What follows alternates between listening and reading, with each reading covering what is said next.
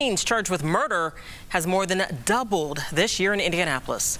RTV6's Stephanie Wade is working for you to dig deeper into the source of teen crime and the warning signs for parents. We've seen teenagers involved in drug robberies, arson, stabbings, and shootings.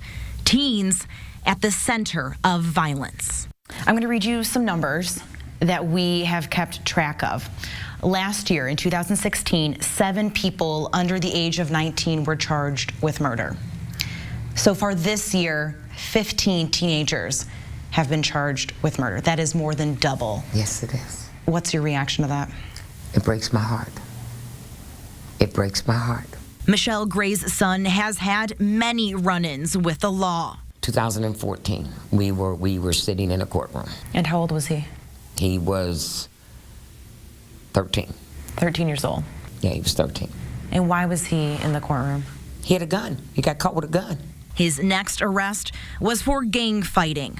I went to court 28 times with my son. 28 times I had to go to court. Grace says when her husband and her oldest son died, grief took over. And she admits she did not pay enough attention to her son. That, combined with crime-ridden, drug and gun-filled neighborhoods, led her son to turn to violence. Your child's demeanor changes. Their attitude changes. You see them walking around like they're cocky. After everything failed, the Marion County Probation Office directed them to the Youth Advocate Program. Were you able to go to that team meeting today? Many of our kids have guns, like to shoot guns and have participated in crimes in the community. So we try to find what the need is. Is it for protection? Is it for, because you feel as though you didn't have anything to do? In the past 2 years, they've worked with 45 kids ages 14 to 17. Grace says they taught her son how to use a drill instead of a gun. Say if a youth wanted to become a barber, he can go to a barber shop and get paid $7.25 an hour, 85 cents if he comes to work on time. Learning sustainable skills and a value for life. That's what a desperate mother wanting to save her child aches for. Every one of them gets up every day with, I might die today, and they don't even care. How do we fix that? That's what we have to fix.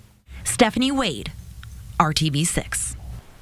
And to learn more about the Youth Advocate Program, we have a link on our website at theindychannel.com/hotbutton.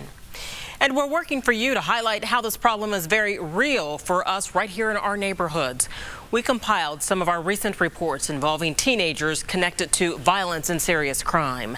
2 teens are accused of shooting and killing 28-year-old John Beasley last month over a pair of Air Jordan sneakers and some weed.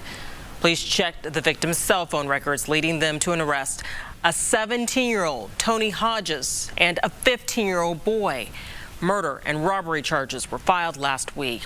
The 16-year-old is now facing murder charges following the death of his adopted father earlier this month. Police arrested Jordan Marin Doan 2 days after a fire at his home killed Jason Doan. The teenager is facing murder, arson, and auto theft charges. And late last month, a boy was caught and charged in February, shooting death of an Indianapolis man. The body of Jacob Arnett was found in a bathtub at a home on Union Street. 15-year-old Jalen Thomas is now being charged as an adult. It took months for detectives to link him to Arnett's death, along with another teenager, 16-year-old Amand Hubbard.